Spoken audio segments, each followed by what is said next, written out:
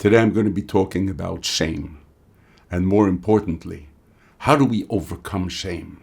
How do we go beyond all those thoughts in our mind, all the things that we're so ashamed of and that are holding us back in life?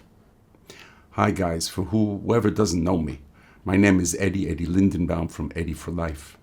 And after 40 years in business as a successful entrepreneur building up 8- and 7-figure businesses, I today coach people and help them overcome whatever is limiting them, especially what they think is limiting them. I have an 8th degree black belt in the martial arts and an extreme combat-oriented art, as well as being on the spiritual path myself in the non-dualism for more than 20 years. So, let's get into this whole notion of shame. What is shame exactly? If we really look at shame in a very logical way, in an analytical way, we'll find that shame is actually all these thoughts that we have, thoughts which are arising within our mind. The thing is that a lot of times the amygdala, that almond-sized piece behind our head in the back of our brain, which is its job is to protect us and help us survive, that amygdala kicks in when it actually shouldn't. When we were living in tribes, when we were living in nature, if we did something which was out of the ordinary, if we did something which was not according to the tribe's way of doing it, people would point at us. We would be pointed out. And then we would become ashamed. If it was really severe, whatever we've done, then we would be kicked out of the tribe, left to fend for ourselves in the wilderness and whatever. And we all know what that means. That means certain death. When you're out for yourself against wild animals, no food, no water, it's not an easy task to survive. So the amygdala kicks in all the time when those thoughts come up of shame or of fear. But when we look at things from a place of deep awareness, actually, shame is no more than just thoughts. And if they're just thoughts, then why are we attached to those thoughts of shame? In the same way of not attaching ourselves to thoughts of shame, we don't attach ourselves to any other thoughts, because thoughts are just thoughts, no more and no less. When we attach ourselves to the structures being built up in our minds because of those thoughts, we actually live in a different reality than what is. We're living in the reality constructed by our thoughts, by the structures of our thoughts, which is some sort of a movie. It's not reality, it's the reality which we project from our thoughts. We have to be aware of that. We have to be very careful in what we believe and in what we attach ourselves. Now, I know this sounds a little bit Buddhist style thinking, which it is, by the way. However, the most important thing in our lives, to lead a life without shame, without fear, and without mental suffering or emotional suffering, is to be aware of our thoughts. So, all those thoughts of shame are just thoughts. And now, having said that, so you're going to say, okay, Eddie, so they're just thoughts, but you know what? I'm still ashamed. I feel different. I have different sexual tendencies. I look different. I am different from other people. How do I deal with that? I'm going to give you a funny example. When you look at older people, or at least many years ago, when it wasn't fashionable to be bald. Today it's fashionable. But many years ago, when I was a kid growing up, it wasn't fashionable. And people who had a problem with their hair were quite embarrassed by that. There was a lot of shame regarding loss of hair. And you would see people who have a certain bald spot, and they would pull longer hair over that spot, thinking that it would fool people. Nobody was fooled. Nobody. Now, what happens? You think you're fooling people, but people aren't fooled. They see through it, and then it starts to become embarrassing. What would happen if, on the other hand, hey, you cut your hair short, you have a bald spot, or you shave your head completely, and you're bald?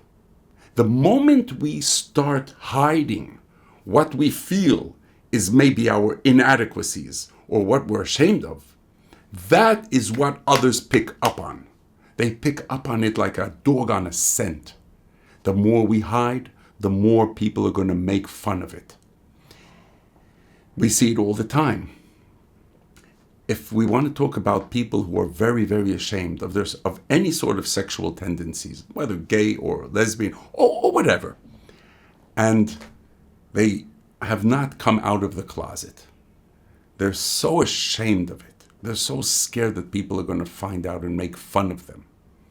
However, if they were to lead their lives openly and without any special thinking about anything that what has to do with their sexuality, and taking it in stride and not making any sort of big deal about it, other people won't make a big deal out of it either. You see, the thing is, if you have a shortcoming, or if you feel you have a shortcoming, the best thing to do is to put it on the table. I know it sounds counterintuitive, but in my experience, if you come and you say, I'm this and that, or I'm afraid of this and that, or I'm ashamed of this and that, you know what's going to happen? People are not going to make any big deal out of it. Let me give you an example of my own example. With all my martial arts background, and I'm not afraid of much in life. However, if I have to take a blood test or put a needle in my arm, or if somebody has to put a needle in my arm for any medical procedure, I can faint. I have a phobia regarding needles. I was very ashamed of that for many, many years, until I tried whatever I could to get over it.